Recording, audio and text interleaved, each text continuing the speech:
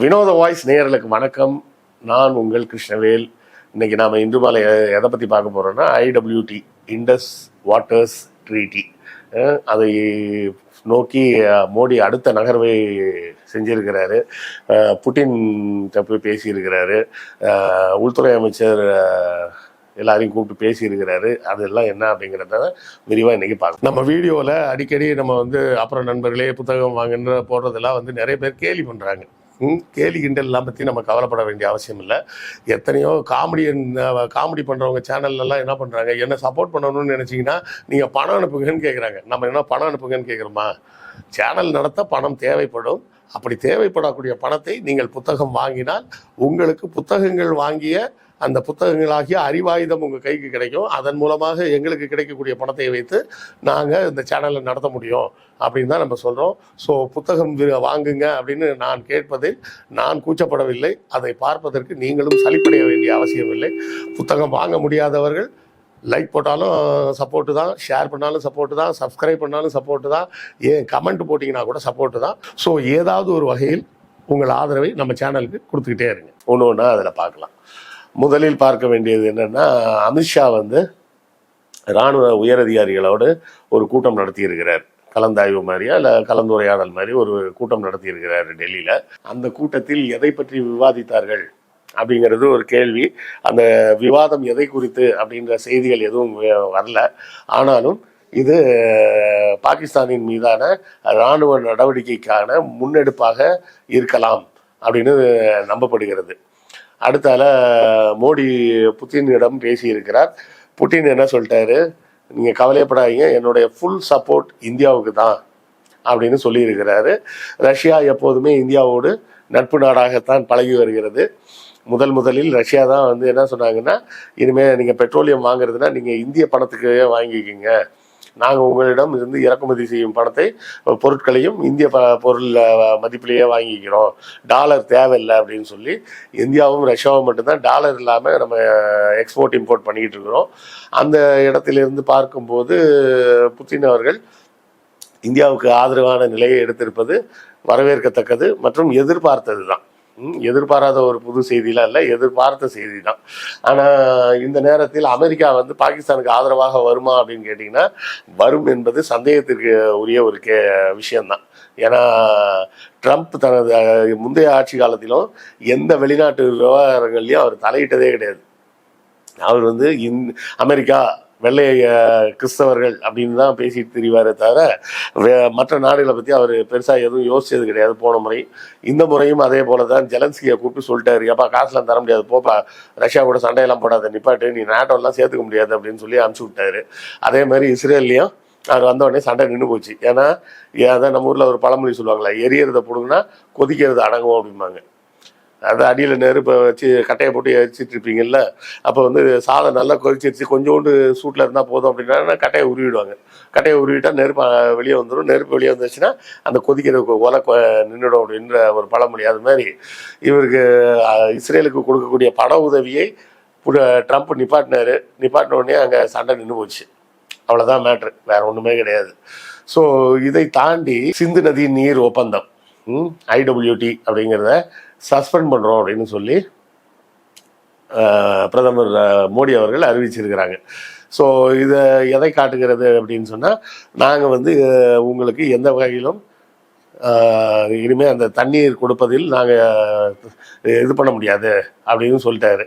இதில் பார்த்திங்கன்னா செனாப்னு ஒரு நதி இருக்குது. அந்த செனாப் நதியில் கட்டப்பட்டிருக்கக்கூடிய அணை இந்த IWT படி என்ன நம்ம பயன்பாடுனா, அதன் முழுமையான அனுபவ பயன்பாடு, அதாவது விவசாயம் போன்ற பயன்பாடுகளுக்கு பாகிஸ்தானுக்கு முழு உரிமை உண்டு.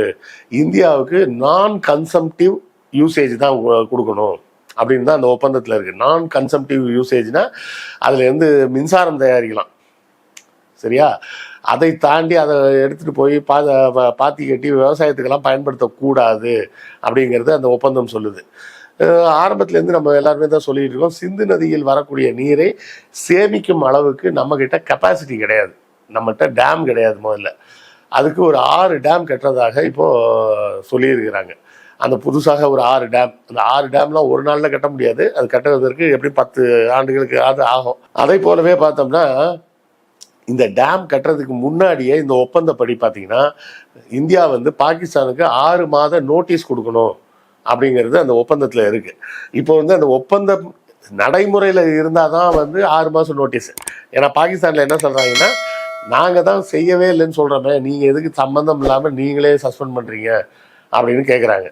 அதுக்காக பாகிஸ்தான் சொல்கிறத நம்ம அப்படியே எடுத்துக்க முடியாது. பாகிஸ்தானில் டீப் ஸ்டேட்னு ஒன்று இருக்குன்றது உலகம் அறிந்த உண்மை. அதாவது கவர்மெண்ட்டுன்றது ஒன்று, தீவிரவாத அமைப்புகளுக்காக உதவி செய்வதற்குன்னே தனியாக ஒரு டிவிஷன் இருக்குது. அது டீப் ஸ்டேட்டுன்னு சொல்லுவாங்க. ஏற்கனவே நம்ம புல்வாமாவில் தாக்கியவர்களும் ஜெய்ஷ் இ முகமது அப்படின்னு சொல்லக்கூடிய பாகிஸ்தானை சேர்ந்த தீவிரவாத பிரிவு தான். இப்போ இந்த ரெசிஸ்டன்ஸ் ஃப்ரண்ட் அப்படின்னு சொல்லக்கூடியதும் யார் அப்படின்னு பார்த்தோம்னா லஷ்கர் இ தொய்பாவோட அவுட்ஃபிட் தான். அப்போ இது இரண்டுமே வந்து பாகிஸ்தானோட ஃபண்டிங்கில் தான் நடக்குது அப்படின்றதுனால இதற்கு பாகிஸ்தானுக்கு தொடர்பு இருக்குன்னு தான் சொல்ல முடியும். அதுக்காக பாகிஸ்தான் அதிபரே வந்து படையமைச்சார் அப்படின்னு சொல்ல முடியுமா? பாகிஸ்தான் அதிபரே அனுப்புனா என்ன, இல்லை அவரது ஆசி பெற்ற தீவிரவாத குழுக்கள் வந்ததுன்னா ரெண்டுல எல்லாமே ஒன்று தானே. ஸோ இந்தியா தரப்பிலிருந்து என்ன சொல்லப்படுகிறதுனா, நாங்கள் ஒப்பந்தத்தை தற்காலிகமாக நிப்பாட்டியாச்சு. தற்காலிகமாக நிப்பாட்டியாச்சுன்னா நாங்கள் டேமும் கட்டுவோம், என்ன வேணா கட்டுவோம், நீங்கள் அதெல்லாம் கேட்க முடியாது அப்படிங்கிறது இந்தியா தரப்பு வாதமாக இருக்கிறது. பாகிஸ்தான் தரப்பு வாதம், நாங்கள் லீகல் ஆக்ஷன் எடுப்போம். நாங்கள் லீகல் ஆக்ஷன் என்ன எங்கே போய் எடுப்பீங்க? இன்டர்நேஷ்னல் கோர்ட்டில் தான் போய் எடுக்கணும். இன்டர்நேஷ்னல் கோர்ட்டில் ஏற்கனவே 100கணக்கான வழக்குகள் இன்னும் பெண்டிங்கில் தான் இருக்குது. அதெல்லாம் ஒன்றும் நடக்காது. அப்போது இந்த பிரச்சனைக்கு என்னதான் முடிவு? ஒன்று, பாகிஸ்தான் அந்த குற்றவாளிகள் யாருன்றத அவங்க எக்ஸ்பிளைன் பண்ணி வெளியே சொல்லணும். இல்லைன்னா இந்திய அரசு இந்த தீவிரவாதிகள் யாருன்றதை பார்த்து அரெஸ்ட் பண்ணணும். இந்த ரெண்டுமே நடக்காத வரை இந்த டக் ஆஃப் வார் ஓடிக்கிட்டே தான் இருக்கும். உடனடியாக சண்டை வருமா அப்படின்னு கேட்டால் சண்டை வரக்கூடாது அப்படிங்கிறது தான் நம்மளுடைய எண்ணம். வருமா வராதான்னு ஸ்பெகுலேஷன் பண்ணுறதை விட வரக்கூடாதுங்கிறது தான் நம்மளுடைய சிந்தனையாக இருக்கணும். ஏன்னா ஒரு போர் அப்படிங்கிறது வந்து இந்த காலத்தில் 21ஆம் நூற்றாண்டில் எந்த நாட்டுக்குமே லாபகரமானது கிடையாது. எல்லா நாட்டுக்குமே அழிவு தரக்கூடியது தான். அதிலும் அணு ஆயுதங்கள் வைத்திருக்கக்கூடிய 2 நாடுகளுக்கு நடுவே சண்டை வந்ததுன்னா அது மிகப்பெரிய அழிவை நோக்கி 2 நாடுகளையும் கொண்டு போய் சேர்க்கும் அப்படிங்கிறத பார்க்கணும். இந்த இடத்தில் வீரியம் முக்கியமாக காரியம் முக்கியமானா காரியம்தான் முக்கியம். எனக்கு வீரியம் ஜாஸ்தி அப்படின்னு சொல்லி போய் அடிக்கிறதுல ஒரு பெரிய விஷயமா கிடையாது. அதான் சொன்னேன், இப்போ நாடோட சைஸை வச்சுலாம் இவங்க பெரிய ஆள் ஜெயிச்சிருவாங்க, அவங்க சின்ன ஆள் தோற்றுருவாங்கலாம் சொல்ல முடியாது. நாம் பல உதாரணங்களை சொல்லியிருக்கோம். அமெரிக்காவே எடுத்துக்கிட்டாலே இப்போ அமெரிக்கா எவ்வளோ பெரிய நாடு, அதால் கியூபாவிட்ட ஒன்றும் பண்ண முடியல, வியட்நாமில் ஒன்றும் பண்ண முடியல. அப்படி இருக்கக்கூடிய ஒரு சூழலில் இந்தியா பெரிய நாடுன்றதுனால மட்டுமே இந்தியா வெற்றி பெற்றுரும், பாகிஸ்தான் தோற்று போயிடும் அப்படின்லாம் நம்ம சொல்லணும்னு அவசியம் கிடையாது. எல்லாமே ஸ்பெகுலேஷன். சண்டைன்னு வந்தால் ஒன்று மட்டும் நிச்சயம், 2 பக்கமும் லட்சக்கணக்கான மக்கள் சாக போகிறது நிச்சயம். அப்போ அதை முக்கியமாக மனசில் வச்சுக்கிட்டு இந்த போர் வராமல் இருப்பதற்கு என்ன வழி அப்படிங்கிறத யோசிக்கணுமே தவிர, நாங்கள் பெரிய ஆள் தெரியுமா, நாங்கள் அந்த ஆயுதம் வச்சுருக்கோம், இந்த ஆயுதம் வச்சுருக்கோம், இந்த மிசைல் வச்சுருக்கோம்னு பேசுறதெல்லாம் வீண் பேச்சு. அதன் மூலமாக எந்தவித பலனும் கிடையாது. அப்போ இந்த சிந்து நதி ஒப்பந்தத்தை இந்தியா ரத்து செய்வதன் மூலமாக என்ன செய்ய முயற்சி செஞ்சிருக்கிறாங்கன்னா, முதல் கட்டமாக ஒரு 2 டேம்ல ரிசர்வாயரை ஃப்ளஷ் பண்ணியிருக்காங்க. ஃப்ளஷ் பண்ணுறதுனா என்ன அப்படின்னு கேட்டிங்கன்னா, ஒன்றும் இல்லை, நமக்கு தெரியும்ல, ஃப்ளஷ் அவுட்டில் ஃப்ளஷ் பண்ணுறோம்னா என்னது, அங்கே இருக்கிற மொத்த தண்ணியும் திறந்து விடுறோம்னு அர்த்தம். அதே போல தான் இந்த டேமில் இருக்கக்கூடிய மொத்த தண்ணியும் நாங்கள் ஃப்ளஷ் பண்ணுறோம் அப்படின்னு சொல்லியிருக்காங்க 2 டேமில். அந்த 2 டேமில் ஃப்ளஷ் பண்ணாங்கன்னா என்ன நடக்கும் அப்படின்னா, முதல்ல நம்ம டேம் ஃபுல்லாக காலி ஆகிடும். காலியானா என்ன, திரும்ப க்ளோஸ் பண்ணாங்கன்னா மறுபடியும் தண்ணி நிரம்ப போகுது. அது வந்து பெரனியல் ரிவர். அந்த பெரனியல் ரிவர்ன்றதுனால அங்கே வந்து தண்ணி இல்லாமல் போயிடும் அப்படின்லாம் பயப்பட வேண்டியதில்லை. ஆனால் ஃப்ளஷ் பண்ணுறதுக்கு இந்தியா சொல்லும் காரணம் என்ன அப்படின்னு கேட்டிங்கன்னா, செடிமெண்ட்ஸ் நிறைய சேர்ந்து போச்சு, தூர்வாரும் வேலை அப்படின்னு சொல்கிறாங்க. ஏன்னா இந்த டேம் தண்ணி வந்து சேர சேர சேர கூடவே மணல் கல் எல்லாம் வந்துக்கிட்டே இருக்கும். அது வந்து அந்த அடியில் தேங்கிக்கிட்டே இருக்கும். நீங்கள் டேமை வந்து அந்த கரண்ட் ஜென்ரேஷனுக்காக நீங்கள் ஓப்பன் பண்ணும்போது இன்னும் கொஞ்சம் செடிமெண்ட்ஸ் அந்த கிட்ட வந்து சேரும். 2வது இந்த மண்ணு கிண்ணெல்லாம் உள்ளே போய் அடிக்கும்போது என்ன ஆகும், டர்பைன் வந்து அடி வாங்கும். ஸோ டர்பைனும் நாளாக ரொம்ப கெட்டு போயிடும். அந்த டர்பைன் எல்லாம் சரி பண்ணுறதுக்காக நாங்கள் இப்போ டேமை ஃப்ளஷ் பண்ணுறோம்.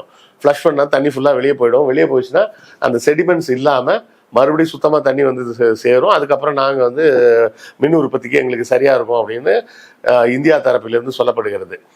பாகிஸ்தான் தரப்பிலிருந்து என்ன சொல்கிறாங்க அப்படின்னு பார்த்தோம்னா, நீங்கள் இப்போ இந்த ஃப்ளஷிங்கை பண்ணக்கூடாது. ஏன்னா சிந்து நதி ஒப்பந்தத்தின்படி எந்த டேமையும் இந்தியா ஃப்ளஷ் பண்ணக்கூடாதுன்றதும் ஒரு முக்கியமான கண்டிஷன்ஸில் ஒன்று. ஏன்னா நீங்கள் ஃப்ளஷ் பண்ணி விட்டீங்கன்னா 2 காரியம் நடக்கும். அந்த ஃப்ளஷ் பண்ணதுக்கு அப்புறம் நீங்கள் திறந்து விடக்கூடிய தண்ணீரின் அளவு குறையும். முதல்ல திறந்து விட்ட உடனே வெள்ளமாக தண்ணி வந்து ஊருக்குள்ளே நாசமாகும். எங்களுக்கு ஊருக்குள்ளே வெள்ளம் வந்துடும், மக்கள் பாதிக்கப்படுவாங்க. உங்கள் செம்பரம்பாக்கம் ஏரியை திறந்து விட்ட மாதிரி நீங்கள் பாட்டுக்கு இந்த 2 டேமையும் ஃப்ளஷ் பண்ணுறீங்கன்னா எங்களுக்கு இப்போ ஊருக்குள்ளே வெள்ளம் வந்துடும், அதனால திறக்கக்கூடாது அப்படின்றாங்க. ஆனால் ஃப்ளஷ் பண்ண போகிறோன்றதுக்காக உண்டான வேலைகளை இந்தியா தரப்பில் இருந்து நாம் தொடங்கிவிட்டோம். அப்போ இதை தொடர்ந்து இந்த டென்ஷன்ஸை என்ன பண்ண போகிறாங்க? ஏற்கனவே நாம் எல்லாருமே பேசிகிட்டு இருக்கக்கூடிய ஒரு விஷயம் என்னென்னா, 3ஆம் உலகப் போர் என்பது தண்ணீரை அடிப்படையாக கொண்டு தான் வரும் அப்படின்னு பேசிகிட்டு இருக்கோம். அப்போ இந்த தண்ணீரை அடிப்படையாக கொண்டு இந்தியா ஒரு போரை தொடங்க இருக்கிறதா? தண்ணீரை வைத்து தான் இந்த போரை நாம் தொடங்க போகிறோமா, இல்லை தண்ணீர் மூலமாகத்தான் இந்த போரின் முதல் கட்டமே தொடங்க போகிறதா அப்படிங்கிறதையும் நாம் தொடர்ந்து வெயிட் பண்ணி தான் பார்க்கணும். இது குறித்த உங்கள் கருத்துக்கள் என்னன்றதையும் கமெண்ட்டில் சொல்லுங்கள், நானும் தெரிஞ்சுக்கிறேன். அடுத்த காணொளியில் சந்திப்போம். நன்றி, வணக்கம்.